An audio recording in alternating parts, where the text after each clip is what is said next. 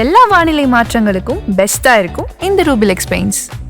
வெளியில் வந்து ஊருக்கு வெளியில் எங்கேயாவது வந்து ஒரு வீட்டை கட்டணும் அப்படின்னா அது வந்து ஃபார்ம் லேண்டு, அக்ரிகல்ச்சர் லேண்டு இப்படி வீடு கட்ட போச்சு அப்படின்னு சொல்லிட்டு அங்கே வேற தொல்லை பண்ணாங்கன்னா பிரச்சனை நிறைய தொல்லை. அதனால் அப்படி இந்த ஆகில் அப்படி திரும்பி பார்த்தோம் அப்படின்னா ஒரு பக்கம் வந்து யூஏஇ இருக்குது, ஏன்னா அபுதாபி, துபாய், ஷார்ஜா. ரைட் சைடில் பார்த்தா ஜுமேரா பீச் வரைக்கும் அது ஒரு மாதிரி நல்ல ஒரு டெவலப்டு ஒரு மாதிரி ஏரியா. ஸ்கொயர் ஃபீட் வந்து நம்ம சும்மா அப்படி பார்த்தோம்னா ஒரு 1 கோடி ரூபாய்க்கு வந்து ஒரு 3 பெட்ரூம் 2 பெட்ரூம் ஹால் ஃப்ளாட் கிடைக்குது. மருத்துவம் முதல் பொறியியல் வரை உங்கள் கனவுகளுக்கு சரியான முகவரி Indira Group of Educational Institutions. Call 9841385858. உயரங்களை மட்டுமல்ல, வாழ்க்கையையும் உயர்த்துகிறோம். துல்லியமான தொழில்நுட்பம், நம்பகமான பாதுகாப்பு, உயர்வின் புதிய அடையாளம். Accord elevators. 80 லட்சம் 1 கோடி இதெல்லாம் கிடைக்குது, சின்னதாக இருக்கும். அப்புறம் 3 கோடி 4 கோடி 5 கோடி. இதே இது நீங்கள் வந்து ஃபார்ம் ஜுமேரா, புர்ஜ் கலிஃபா, அப்புறம் ஜுமேரா ஏரியாவில் மரீனா அப்படிலாம் போனீங்கன்னா அது வந்து சாதாரண ஒரு டி நகர் வச்சுக்கலாம், டி நகரோ அல்லது வேறு முக்கியமான அந்த இடங்கள்லாம் பார்த்தீங்கன்னா 20,000 21,000 ஸ்கொயர் ஃபீட் விற்கிது அப்படின்னா அது வந்து 10 மடங்கு பெருசாக அங்கே விற்கிது. சவுதி அரேபியா வாங்க, எவ்வளோ இடம் வாங்குங்க, இன்வெஸ்ட் பண்ணுங்க அப்படின்னு அவர் ஆரம்பிச்சிட்டாங்க. சவுதி ஆரம்பிச்சிட்டாங்க. கத்தார் சும்மா இருப்பாங்களா? ஐயா வாங்க, அம்மா வாங்க, உங்களுக்கு இடம் வாங்கிக்கங்க. நமக்கு அது பிஸ்னஸாக வாங்குகிறேன், 1 கோடி ரூபா 2 கோடி ரூபாய் வந்து துபாயில் போடுறேன், எனக்கு மாதம் இவ்வளோ ரிட்டர்ன் வருது அப்படின்னா இன்வெஸ்ட்மெண்ட் எங்கே பண்ணியிருக்கேன்? துபாயில் பண்ணியிருக்கேன். ஆகாயம் நேயர்களுக்கு வணக்கம். இன்றைக்கி நம்ம கூட உலக செய்தி பகுப்பாய்வாளர் கசாலி அவர்கள் இணைஞ்சிருக்காங்க. வணக்கம் சார். வணக்கம் வலீத் சார். நீங்கள் ஆல்ரெடி நம்ம சேனல்லே பேசியிருக்கீங்க ஸ்பெயினில் இடம் வாங்குறத பற்றி. இப்போ வந்து யுஏஇ, கத்தார், சவுதி இந்த மாதிரி இடங்கள்லேயும் வந்து மக்கள் வந்து இடம் வாங்குறதுக்கு ஆர்வமாக இருக்காங்க அப்படின்னு சொல்கிறாங்களே சார், என்ன காரணம்? கிளம்புவோம், இடம் வாங்க போவோம், பழமா? ஆமாங்க. இப்போ நம்ம ஊரில் வந்து என்னென்னா ரொம்ப சிம்பிளாக ஒன்று சொல்ல போனோம்னா நமக்கு வந்து ரொம்ப கஷ்டப்பட்டு ஏதாவது ஒருத்தர் செட்டில் பண்ணுவோமே, பிள்ளை ஐடியில் வேலை பார்க்குது, இங்கே வேலை பார்க்குது, எம்என்சியில் இது என்னத்தையும் பார்க்குது. அப்புறம் பள்ளிக்கரணை அந்த மாதிரி இடங்களில் வந்து பிளாட் போட்டு சிஎம்டி அப்ரூவல், இந்தியன் அப்ரூவல், உலக அப்ரூவல்லாம் போட்டு அப்படியெல்லாம் அப்படி கட்ட ஆரம்பித்து பேங்க் லோன் வந்து ஓகே, நோ ப்ராப்ளம், 40 வருஷம் நீங்கள் வந்து நாயாக பாடுபட்டு எங்களுக்கு வந்து வட்டி கட்டுங்க, 50 லட்ச ரூபா நாங்கள் வந்து கொடுத்தோம்னா அடுத்து இன்னொரு 1 கோடி ரூபா வட்டி சேர்த்து 1.5 கோடி ரூபா கட்டுங்க அப்படின்னு சொல்லி எல்லாம் போட்டு எல்லாம் முடிச்சு வந்ததுக்கப்புறம் திடீர்னு பார்த்தா அங்கே மார்ஷ் லேண்டு இந்த இது இயற்கை சம்மந்தப்பட்டது, அதனால் வந்து இங்கே அப்ரூவல் கிடையாது. அதனால் இந்த யார் வந்து இப்போ பேங்க் லோனை வந்து ஸ்டாப் பண்ணி வச்சாங்க அப்படின்னா அஜுஜோ இத்தனை லட்சம் பேருக்கு போச்சே அப்படின்னு எல்லாம் இங்கே கதறும்போது இந்த கதறல் ஒன்று முதல்ல அப்ரூவல் கொடுத்தாங்கல்ல அதை பிடிச்சி உள்ளே போடணும், அவங்களுக்கு தண்டனை கொடுக்கணும். அப்ரூவல் கொடுத்தாங்க, அப்ரூவல் கொடுத்து காசு வாங்கிட்டு போயிட்டாங்க. அப்போ கவர்மெண்ட்டுக்கும் காசு, கொடுத்தவங்களுக்கும் காசு, முடிஞ்சு போச்சு. அப்போ இது சம்மந்தப்பட்டவங்களுக்கு ஒன்றும் இல்லையா? அப்போ வந்து நம்ம ஊரில் கொஞ்சம் கஷ்டம்தான்ப்பா இடத்த வாங்கி, அப்புறம் வெளியில் வந்து ஊருக்கு வெளியில் எங்கேயாவது வந்து ஒரு வீட்டை கட்டணும் அப்படின்னா அது வந்து ஃபார்ம் லேண்டு, அக்ரிகல்ச்சர் லேண்டில் இப்படி வீடு கட்ட போச்சு அப்படின்னு சொல்லிட்டு அங்கே வேறு தொல்லை பண்ணாங்கன்னா பிரச்சனை நிறைய தொல்லை. அதனால் அப்படி இந்த ஆகில் அப்படி திரும்பி பார்த்தோம் அப்படின்னா ஒரு பக்கம் வந்து யுஏஇ இருக்குது, யுஏஇனா அபுதாபி, துபாய், ஷார்ஜா. அப்புறம் அங்கே வந்து என்ன இல்லைன்றீங்க, எல்லாமே காசு தான் கொண்டு போகணும், மற்றபடி அங்கே ஜாலியாக உலகத்தில் உள்ள அத்தனை ஜாலி, அதாவது என்ன சொல்கிறேன்னா அத்தனை கெட்ட காரியங்களுக்கும் அஃபீஷியலாகவே எல்லாமே கொடுக்குற மாதிரி. நீங்கள் சீட்டாடணுமா, சீட்டாடுறதுனா வந்து நமக்கு வந்து கேஷினோன்னு சொல்லுவோம் இல்லையா, வெறுமனே இந்த 3 சீட்டு இதெல்லாம் இல்லாமல் கேஷினோ சர்றன்னு சுற்றும், அதில் வந்து கட்டையை போட்டு வச்சு யாருக்கு என்ன வருதோ அப்படின்னு விடிய போய் நம்ம இருக்கிற காசு இழக்கலாம், வாங்கலாம், எல்லாம் பண்ணலாம் அப்படின்றது அங்கே ராசல் கேமாவில். அப்புறம் வந்து அஜ்மானில் அப்புறம் சரக்கு போடணுமா, வேறு மற்ற கெட்ட காரியங்கள்லாம் பண்ணணுமா, வாங்க அப்படின்னு சொல்லி துபாய் இருக்குது, எல்லாருக்கும் இடத்த வாங்குறதுக்கு அப்படின்னு பெரிய அளவுக்கு. என்னென்னா மனுஷங்களோட வீக் பாயிண்ட் இருக்குல்ல, வீக்னஸ், அந்த வீக்னஸை யாரெல்லாம் பயன்படுத்துகிறாங்களோ அவங்கெல்லாம் உலகத்தில் அந்த காலத்து இப்போ வரைக்கும் ஓகோன்னு இருக்காங்க. ஆமாம். என்னென்னா அதாவது ஆணாக இருந்தாலும் பெண்ணாக இருந்தாலும் வந்து ஒரு மாதிரி கிளாமராக கிளுகிழுப்பாக வந்து பார்க்குறதுக்கு ரொம்ப ஆசைப்படுவாங்க. ஆனால் பப்ளிக்கில் வந்து நான் எப்படி தெரியுமா அப்படின்னு சொல்லி அப்படி இருப்பாங்க. ஸோ இந்த மாதிரி இதெல்லாம் வந்து பப்ளிக்காகவே அப்படி தான் இருக்குது, பரவாயில்ல அப்படின்னு இடத்துக்கு போயிட்டு அங்கே போனால் ரைட் ஓகே, அங்கே வந்து வீடு வாங்கிடலாம், சொந்தமாக ஃப்ளாட் வாங்கலாம், இடம் வாங்கலாம், வீடு வாங்கலாம், எல்லாம் செய்யலாம். நிறைய இன்னும் காசு இருந்துச்சுன்னா இன்வெஸ்ட் பண்ணிவிட்டு வந்து ஸ்கூல்லேருந்து இதிலேருந்து ரியல் எஸ்டேட் பண்ணுறதுலேருந்து எல்லாம் பண்ணிக்க முடியும். வாங்க வாங்க வாங்க ஓடியான்னு கூப்பிட்றாங்க. இப்போ வரையும் அடிக்கடி பார்த்திங்கன்னா அங்கே சென்னையில் ட்ரேட் சென்டரில் துபாய்க்கு வாங்க அப்படின்னு. ஆனால் நம்ம ஊரில் என்ன பண்ணுறாங்க, துபாய் சென்னையில் ஒரு துபாய் அப்படின்னு சொல்லி இங்கே வந்து ரியல் எஸ்டேட் பண்ணுறாங்க. ஆமாம், இதெல்லாம் தண்ணி வரும், தண்ணி வர்றது ஒரு பக்கம். அப்படி பார்த்தா வந்து போட்டு போடுற அளவுக்கு தண்ணியில் மிதக்குங்கிறது மழை காலத்தில், அது வேறு விஷயம். நமக்கு ஆக்சுவலாக இதில் வந்து ஒரு சின்ன ஒரு என்ன சொல்கிறது, ஒரு காமெடியாக நடந்தது. என்னப்பா இப்படி வெயில் அடிக்குது, அப்படின்னு சொல்லி ஒரு இடத்துல பேசும்போது, ஆமாம் சென்னையில் ஒரு துபாய்ன்னு சொன்னாங்கல்ல, அதுதான் வெயில் அடிக்குது அப்படின்ற மாதிரி இது சும்மா போகிற போக்கில் சொல்கிறது. இப்போ என்னென்னா, நம்ம நாட்டில் 1970-80களை கம்பேர் பண்ணும்போது தமிழ்நாடை வச்சு பேசுவோமே, இந்தியா ஓவரால் விட்டுருங்க, தமிழ்நாடு கேரளா தமிழ்நாடு வச்சு மெயினாக பேசுவோமே, நம்ம ஊரில் பணப்புழக்கம் ரொம்ப அதிகம். ஓகே, அதுக்காக ஏழைகள் இல்லையா, வறுமை இல்லையா, அப்படி இல்லையா அப்படின்னா, ஏழைகள் எல்லா காலத்துலேயும் எல்லா நாட்டிலையும் இருக்கத்தான் செய்வாங்க. இன்றைக்கி ஏழைகளே இல்லாத நாடுன்னு எதை எடுத்து சொல்லுவீங்க நீங்கள்? சுவிட்சர்லாந்தோ அல்லது வந்து குவைத்தோ கத்தாரோ இது சொல்லலாம். துபாயில் வந்து ஒரு 3 லட்சம் பேர் இருக்காங்க. அவங்களுக்கு சேவை பண்ணுறதுக்கு 40 லட்சம் பேர் இருக்காங்க வெளிநாட்டுக்காரங்க. ஓகே, வெளிநாட்டுக்காரங்க வந்து அங்கே சம்பாதிச்சு இங்கே கொண்டு வந்தால் வெளிநாட்டுக்காரங்க அங்கே ஏழையாக இருக்காங்க, லேபர்ஸு அந்த மற்ற கேட்டகரி. ஸோ இந்த மாதிரி இடங்களில் வந்து நமக்கு வந்து என்ன பார்க்கும்போது அங்கே எல்லாம் இவ்வளோ வசதி எல்லாம் கொடுக்குறாங்களே, நம்ம ஊரில் வந்து வேணாம். இப்போ அங்கே போனோம்னா நம்ம சகல சௌகரியங்களும், அதுக்கப்புறம் 10 வருஷம் கோல்டன் விசா, இந்த விசா, அது போட்டு இதை போட்டு நம்மளை வந்து குளிப்பாட்டுற தயாராக இருக்காங்களே அப்படிங்கிற மாதிரி. இங்கே பார்த்திங்கன்னா அடிக்கடி துபாய் சம்மந்தப்பட்டு இது வந்து நம்ம இது இருக்கு இல்லையா, ஸ்டால் போடுறது. Okay, exhibition. அப்போ துபாயில் வந்து 18-19 எக்ஸிபிஷன் மறக்காமல் வந்துருங்க அப்படின்னு பயங்கரமாக வந்து ப்ரொமோட் பண்ணுறாங்க. சரி, என்னென்னா துபாயை வந்து கூறு கட்டி விற்கிறாங்களான்னா கிட்டத்தட்ட விற்றா தான் காசு வரும்னு விற்கிறாங்க. ஆனால் என்ன இருந்துச்சு அங்கே? ஒன்றுமே இல்லை, வெறும் பாலைவனம். அங்கே பொதுவாக வந்து இந்த ரியல் எஸ்டேட்லேருந்து என்ன துபாய் என்ன பண்ணுறாங்கன்னு சொல்லி நான் வந்து அங்கே கேட்ட வரைக்கும், மிடில் ஈஸ்டில் வந்து முதல்ல துபாய், அப்புறம் அபுதாபி, அதுக்கப்புறம் இப்போ சவுதி அரேபியா. இப்போ முதல்ல துபாயை பற்றி பேசிடுவோம். துபாயில் இங்கே வந்து பழைய துபாய், தேரா, கராமா இப்படி இருக்கு இல்லையா, அதிலேருந்து சேக்ஸா ரோடு அப்படியே போகும்போது அவருக்கு கொஞ்சம் தூரம் போனோம்னு வச்சுக்கோங்களேன், ரைட் சைடில் பார்த்தா ஜுமேரா பீச் வரைக்கும் ஒரு மாதிரி நல்ல ஒரு டெவலப்டு ஒரு மாதிரி ஏரியா.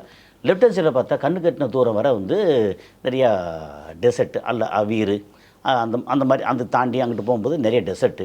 என்ன செய்கிறேன்னா ஒரு குறிப்பிட்ட தூரத்துக்கு மேலே ஒரு 30 கிலோமீட்டர் தாண்டி அப்படி போகும்போது வெறும் டெசர்ட் ஏரியாவும் இருக்கா. யாராவது ஒரு பெரிய மனுஷங்க பெரிய கம்பெனிகளை கூப்பிட்டு, ஓகே நான் வந்து ஒரு 50 ஏக்கர் வாங்கிக்கிறேன், 50 ஏக்கர் லேண்டுக்கு இவ்வளோ அப்படின்னு கவர்மெண்ட்டுக்கு கொடுத்துட்டு அவன் வந்து பிளாட் மாதிரி போட்டுட்டு இதிலேருந்து வாங்க அப்படின்னு சொல்லி ஓடியாங்க சொல்கிறாங்க. ஆனால் அந்த இடத்த விற்ற கவர்மெண்ட் என்ன செய்கிறாங்கன்னா, சும்மா வந்து அப்படி காமிச்சு விட்டு நீ வந்து பில்டிங் கட்டிக்கோ, நீங்கள் பில்டிங் கட்டிக்கோ அப்படின்னு சொல்கிறது இல்லை. என்ன சொல்கிறாங்கன்னா, இங்கே வந்து 100 மொத்தத்துக்கு வந்து இங்கே ஒரு 2000 ஏக்கர் அதை வந்து டெவலப் பண்ண போகிறோம் அப்படின்னா அதுக்கு வந்து ஒரு கம்யூனிட்டி பேர் ஒன்று வச்சுக்கிட்டு அதுக்கு ரோடு போடுறாங்க.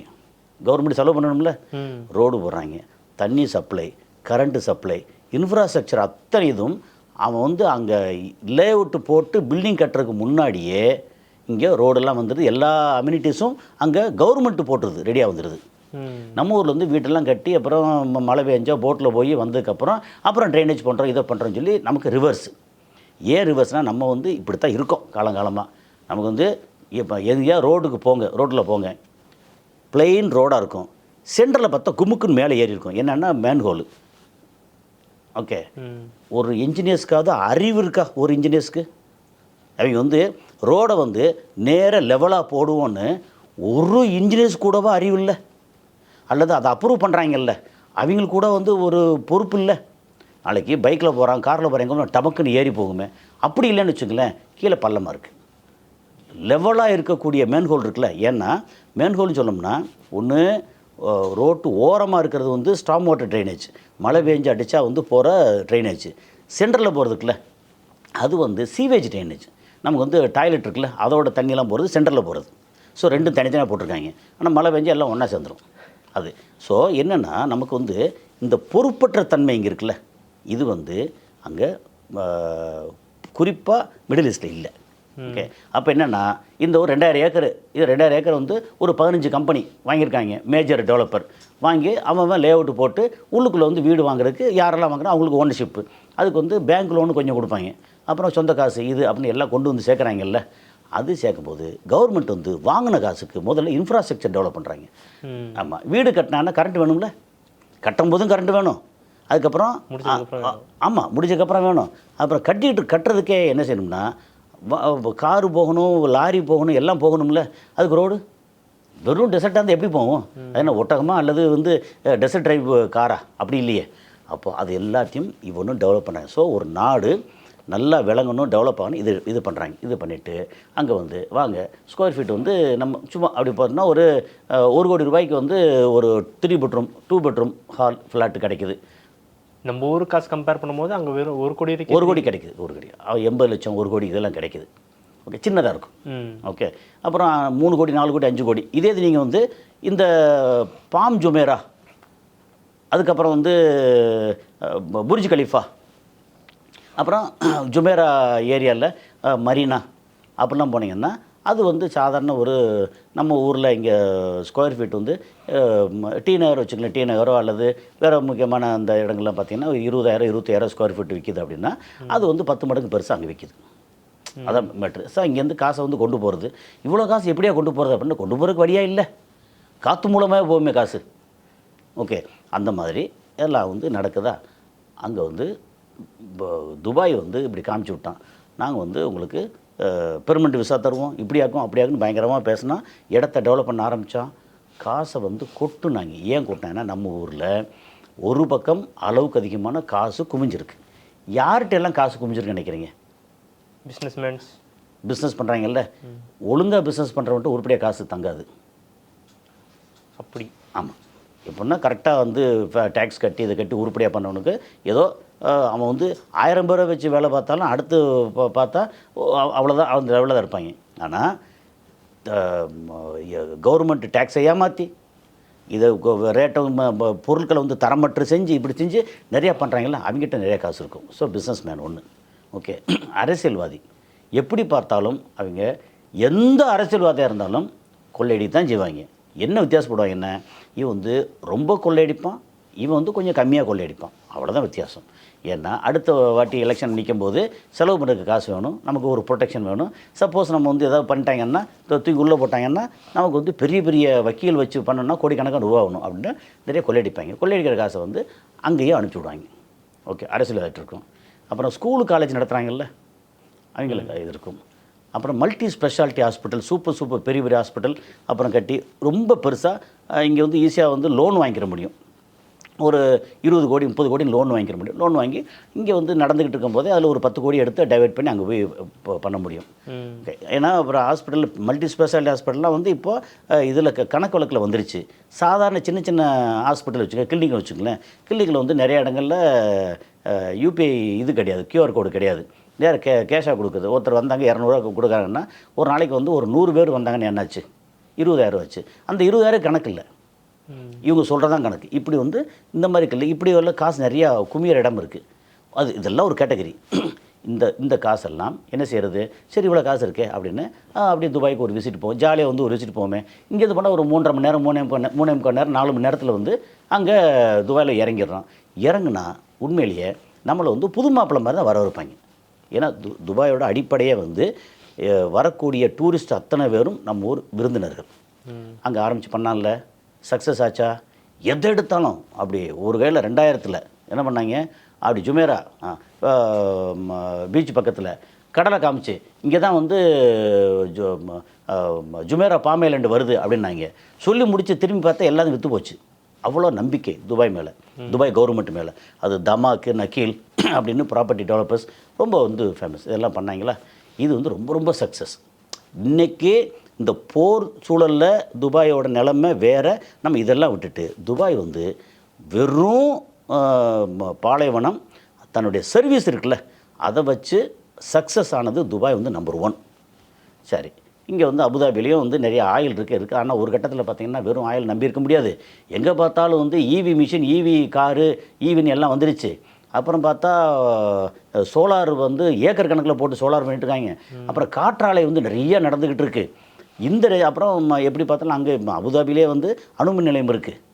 அப்புறம் இங்கே இந்த மாதிரி வந்துச்சு அப்படின்னா இன்னும் எதிர்காலத்தில் நமக்கு வந்து பெட்ரோல் டீசல் சம்மந்தப்பட்டதுக்கு வந்து பெரிய வேல்யூ இருக்காது. எண்ணெயை நம்பி இல்லாமல் போய் எண்ணெயை நம்பி இருக்கக்கூடாது அப்படிங்கிறதுல சரி ஓகே நீ தான் விற்பியா, நானும் அபுதாபியை நானும் விற்கிறேன். உனக்கு வந்து இம்புட்டு இடம், அபுதாபி இவ்வளோ பெரிய இடம், நானும் விற்கிறேன் அப்படின்னு ஐயா வாங்க அம்மா வாங்க அபுதாபிக்கு வாங்க, இடத்த வாங்குங்க, நீங்கள் வந்து பிரச்சனை இல்லை வாங்கன்னு சொல்லி அங்கே விற்கிறாங்க. அங்கேயும் போகிறாங்க. காரணம் என்ன, காசு வந்து துபாயில் போட்டேன்னா அபுதாபியில் போட்டேன்னா எல்லாம் ஒரே நாட்டுக்குள்ளே தானே. ஓகே, விசான்னா அபுதாபியில் அடித்து கொடுப்பாங்க, ஆனால் UAE விசா. இங்கே துபாயில் அடித்து கொடுப்பாங்க யூஏஇ விசா, ஷார்ஜர் எடுத்தாலும் அதே தான், அஜ்மான் அடித்தாலும் அது மாதிரி யூஏஇ அதுக்குள்ளே எங்கே வேணாலும் இடத்த வாங்க போங்கன்னு ஆச்சா. என்னடா இவங்க வந்து ஒன்றும் இல்லாமல் இப்படி ஓகன்னு வர்றாங்க அப்படின்னு ஒரு மிகப்பெரிய நாடு வந்து திரும்பி பார்க்குது, சவுதி அரேபியா. சவுதி அரேபியாவில் பார்த்திங்கன்னா ஒரு 10 வருஷத்துக்கு முன்னாடி வந்து நம்ம இவர் முகமது பின் சல்மான் எம்பிஎஸ் அவர் பார்க்குறாரு, வந்தால் நம்ம இதே மாதிரி வந்து கட்டுப்பட்டித்தனமாக இப்படியே கிடந்தா நம்ம வீணாக போயிடுவோம், அதனால் நம்ம என்ன திறந்து விட்ருவோம், நாட்டை திறந்து விட்ருவோம். ஐயோ அங்கே மக்கா மதினா புனித தலம் இருக்கே அப்படின்னா அதை மட்டும் பத்திரமா வச்சுக்குவோம், அதை சுற்றி எல்லாத்தையும் திறந்து விட்ருவோம் அப்படின்னு சவுதி அரேபியா வாங்க, எவ்வளோ இடம் வாங்குங்க, இன்வெஸ்ட் பண்ணுங்க அப்படின்னு அவர் ஆரம்பிச்சிட்டாங்க. சரி சவுதி ஆரம்பிச்சிட்டாங்க, கத்தார் சும்மா இருப்பாங்களா? ஐயா வாங்க அம்மா வாங்க உங்களுக்கு இடம் வாங்கிக்கோங்க. அப்புறம் பஹ்ரைன் வந்து சின்ன இடம், அதை விற்க ஆரம்பித்து எங்கே விற்கிறது இல்லை. குவைத் அது மாதிரி, குவைத் வந்து இன்னும் இது வரைக்கும் அந்த இது கொண்டு மாதிரி தெரியல.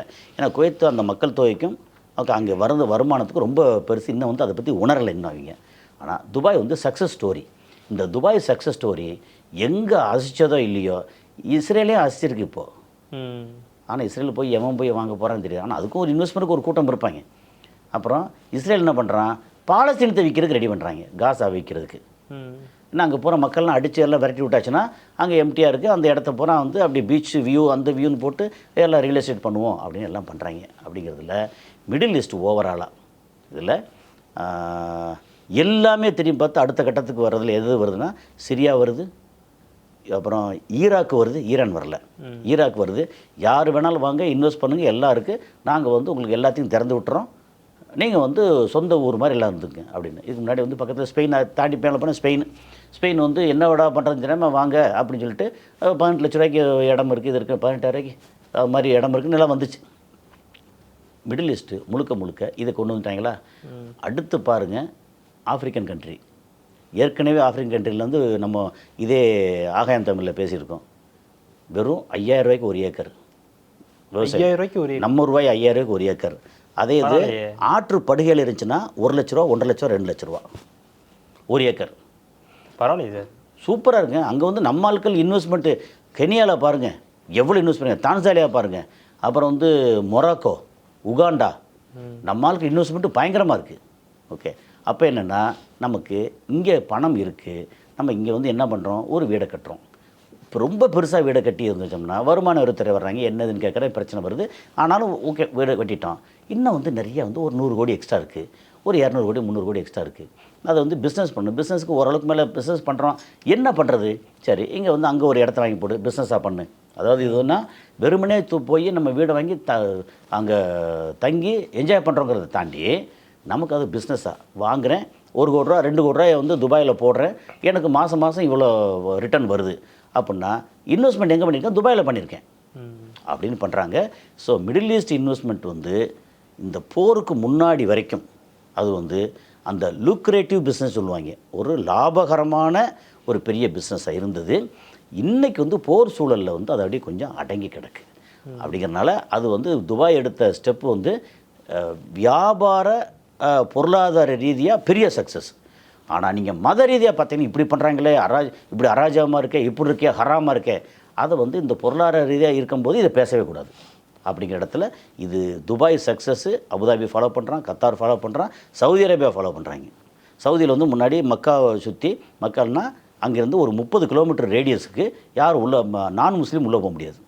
இன்றைக்கி வந்து அப்படியே சுருக்கி பக்கத்தில் வந்துட்டு பக்கம் வரைக்கும் பார்த்துக்கலாம், அதுக்கு உள்ளுக்குள்ளே போக முடியாது, அவ்வளோதான். அப்படி கொண்டு வந்துட்டாங்க. ஏன்னா வியாபாரம், பணம், வெளிநாட்டில் உள்ள பணமெல்லாம் இங்கே வரணும். அது இந்தியாவில் வந்து இப்போ சமீபத்தில் பணம் நிறையா இருக்குது, அந்த பணத்தை போனால் கொட்டுறதுக்கு ஒரு இடம் வேணும்ல, வாங்க அப்படின்னு சொல்லி எல்லாம் வர்றாங்க. ஸோ மிடில் ஈஸ்ட்டு விற்பனைக்கு அப்படிங்கிறது தான். ஓகே சார், கடைசியாக ஒரே ஒரு கேள்வி. இது இப்போ இந்த மாதிரி பிளாட் போட்டு விற்கிறதுனால அவங்களுக்கு வந்து மிடில் ஈஸ்ட்டில் வந்து சிக்கல் வராதா? இப்போ ஏன்னா வந்து இப்போ அந்த காலத்துலாம் நம்ம கேள்விப்பட்டிருக்கோம், கொஞ்சமாக வந்து தான் வந்து நிலங்களை அபகரிச்சாங்க அப்படின்ற ஒரு தகவலாம் நம்ம கேட்டிருப்போம். இந்த மாதிரி அவங்களுக்கு வந்து சிக்கல் வராதா? அது என்னென்னா பெர்மனெண்ட் ரெசிடென்ஸ் இருக்கிற பிஆர் கொடுக்க மாட்டாங்க. எத்தனை வருஷம் இருந்தாலும் 10 வருஷம் விசா கொடுப்பாங்க. ஓகே, விசா வந்து ரெனியூ பண்ணணும், எக்ஸ்டெண்ட் பண்ணணும். சப்போஸ் யாராவது சிக்கல் வர மாதிரி வந்துச்சு அப்படின்னா அங்கே வந்து போலீஸ் ஃபோர்ஸை வச்சு என்ன பண்ணுவாங்கன்னா யாரெல்லாம் சிக்கல் பண்ணுறாங்களோ அவங்களுக்கு பிடிச்சி உள்ள போட எப்படின்னா காணாக்கிடுவாங்க, ஊர் நாட்டுக்கு போகும்பாங்க. இப்போ என்னோடய நிலம் வீடு அப்படின்னா அது கிடக்கட்டும், நீ ஏன் பிரச்சனை பண்ண, அதுக்கு அபராதமாக இந்த இடத்த கவர்மெண்ட் எடுத்துக்கணும் அப்படின்னு எடுத்துக்குவாங்க. அங்கே வந்து இப்போதைக்கு சிக்கல் வராது. என்னென்னா சிக்கல் வரணும் எப்போயோ வந்திருக்கணும். அங்கே 1,13,00,000 15 லட்சம் பேர் மொத்த யூஏயில் இருக்காங்க. அதில் சொந்த மக்களே வந்து 15 லட்சம் பேரோடு இல்லை, சொந்த நாட்டு மக்கள். 1 கோடி பேர் வந்து வெளிநாட்டு மக்கள். நினச்சிருந்தா போராட்டம் புரட்சின்னு பெருசாக வந்திருக்காதா? அங்கே போனால் நிறைய வேலைக்காரங்க, லேபர்ஸு, அப்புறம் அடுத்த கட்டம் ஸ்கில்டு என்ஜினியர்ஸு, மேனேஜர்ஸு, இந்த மாதிரி இன்வெஸ்டர்ஸ் அப்படின்லாம் இருக்காங்க இல்லையா? அதில் போகிறோம், ஒழுக்கமாக இருக்கோம், நம்ம வாட்டுக்கு வேலையை பார்க்குறோம், இங்கே வரோம், என்ஜாய் பண்ணுறோம், லைஃப் வந்து வர்றோம் அப்படிங்கிற இடத்துல இருக்காங்க. அதில் வந்து போய் புரட்சி போராட்டம் இதை போய் நான் இது பண்ண போகிறேன் அது பண்ண போகிறேன் யாரும் தயாராக இல்லை. அப்படி வர்ற அங்கே அப்படி யாராவது அப்படி இறங்குனா, வெளிநாட்டுக்காரன் இறங்குனா ஒன்று ஜெயிலில் பிடிச்சி போட்டு நாட்டுக்கு அனுப்புவாங்க, இல்லை ஜெயிலில் பிடிச்சி போட்டு சோழி முடிச்சிடுவாங்க. அதனால் இந்த புரட்சி போராட்டம் இதெல்லாம் அங்கே வரவே வராது இப்போதைக்கு. அப்படி வரவே வராதுன்னு மொத்தத்துக்கு யாரும் கேரண்டி கொடுக்க முடியாது. எதிர்காலத்தில் என்ன வேணால் நடக்கலாம். ஓகே சார், ரொம்ப பொறுமையாக பதில் சொன்னீங்க. உங்கள் நேரத்துக்கும் கருத்துக்கும் நன்றி. நன்றி.